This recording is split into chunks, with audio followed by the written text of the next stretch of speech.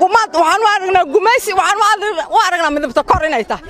waxa la hadlayo waa gabar hooya dhashay habaryar bay qabtaa qaraab bay qabtaa dumar baan nahay cid wax laga tashatay isaan baa la yeelaa naftinkeeda in kasta oo dhacdo waa la xaliyaa waa run laakiin xalliga naftinkiisa cid naga taageerisa ma laha habarta gabarteeda soo hadda bararani waxba kama oga rag baa geed hoostiis fadhiisto soo dhameeyst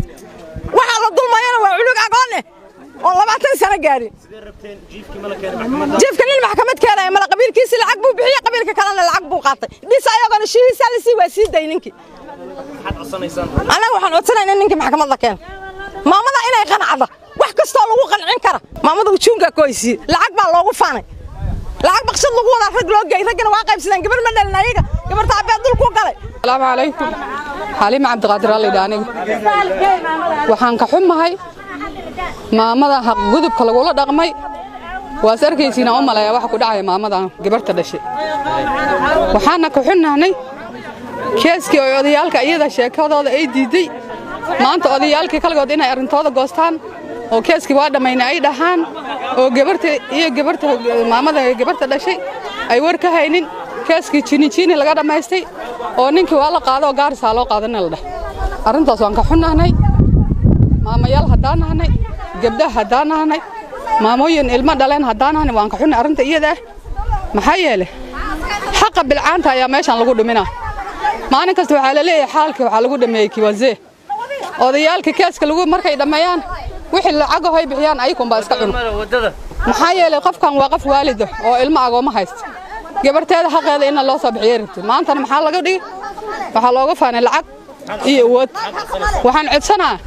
tan maanta waaba arkaynaa waa arin looga talagalay gabartan xaqeeda in lagu dhumiyo wixii gabar ah xaqooda dhumay aaw inta u dambeysay maxaan codsanaa dawladda haday macnaha ay ka shaqeynaysa community-deeda xaqooda inay soo saarto day rabta tan maanta aan leenahay oo na haysata waxa nooga qabata bismillaahir rahmaanir rahiim magacay waa xasan xuseen shuure waxaan ka xunahay waxyaalahan cadaalad la'aanta oo wajeer ka dhacaya hase ahaatee magaalada waa magaalo oo muslim uu degan yahay oo wadan muslim uu yahay marka waxyaalahan ay tacamal hadii oo xal laga gaari way anaga naftikayna wax baan soo gaaray gabar la soo faraxumeeyay oo caalamka idin laga ogaaday ala leeyahay saakay ninka faraxumeeyay waa la siiday keeska gaarisa lagu dhageysanaa keeska maxkamadan wajeer lama keenin gaarisa lagu dhageysanaa ka waran taas waxayna tusaysaa meeshan in wax lagu kala qaatay gabarta xaqeeda sida ayada lagu dhuminaya waxyaalahaas camalana ka dhacay magaalada marka waxaan leenahay dawladda waxyaalahan camal ka fiirsata ummadda masaakiinta lagu sameeynaya intaasaan soo jeedin aniga raayigay hor inuu dhahay taariikh laba ayaa ninka dambiilaha la keenayo wajeer police station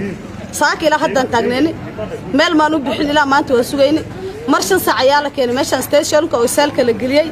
waliba sida adigoo sidii qaf darooga wax la yaani qalab la dejinay gaariga daba inta loo gargaaray DCI-ga meesha saalka la galiyay gudahaas ku jira indheegana ku soo arkay waxaan weydiinayaa markii la weydiilaa haddan DCI waxay dhaheen ODPP DCI waxay aan keeska soo gudbin ODPP aan soo gudbin prosecution aan soo gudbin prosecution ka dhamaal shaqaalaha ma waa ninka weyn prosecution wajeer oo la dhaamistan deege ayaa inta orday ayaa faylka hadda bahay horii gadaalas u wareeganahaya runta dadka uma sheegahaya aniga sidii faadmaan u fahmahaya waa nin gacan la taabsiiyay oo waxa la siiyay ninkaasayto sababtoo ah keesas badan kootina iimaanay kaas wali gaaris u gudbi la dhahay mal arkay maxaa keeskan gabadhan yariste keeska kootini gaaris loo gudbinaay maxaa chiefkan miya kana sabroon gabadha oo keeskeeda loo gudbinaay hadii la dhahay keeska gaaris loo gudbinaay ODPP xafiis inta muxuu ka haya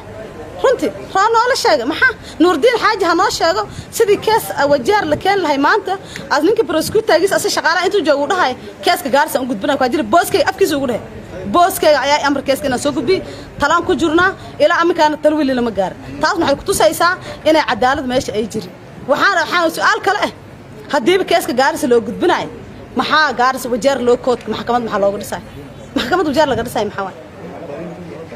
maxkamad wajeer laga dhisay maxkamad wajeer laga dhisay waxa way nimbo tidii rabtay prosecution oo isticmaalayaan maxay xalay inay yaani shaqo qabadka bulshada loo soo dhaweey sidii dhibnaan arka taas maxaa u maleynaa dulmi gabadh lagu sababto mid koobaad gabadha iyo hooyada waa dad faqiireen ma qawadaan tabarti ma hayaan ilaa Nairobi gaaris ay ku aadaan mid labaad noloshada ay qatar lagina dhaxdan baa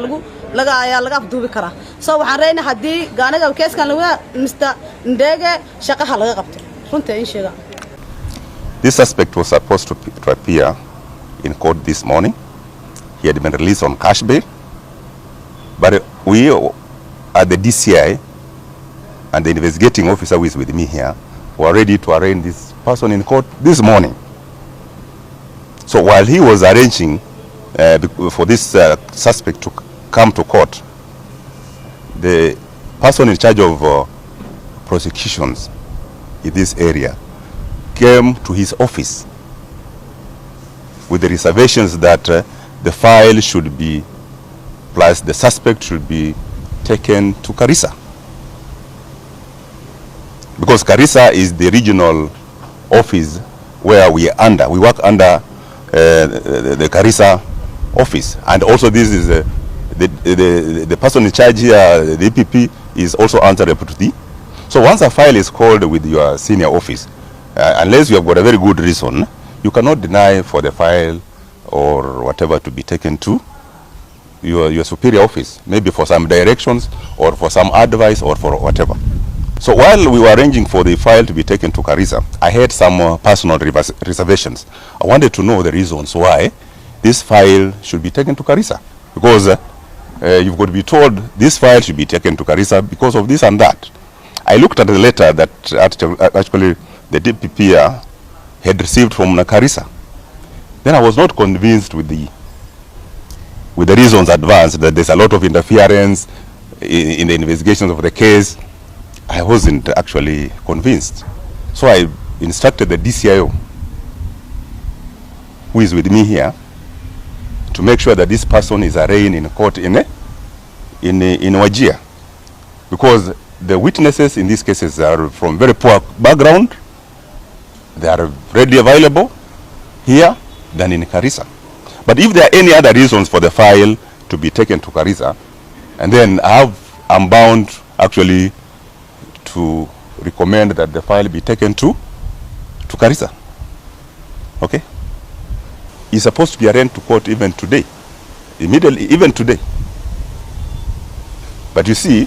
a person who is supposed to give consent on the charge sheet is the DPP here. But the DPP is under instructions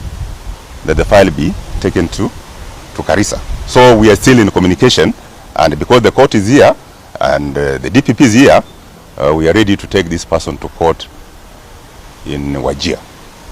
subject to any further advice given to us by our senior office.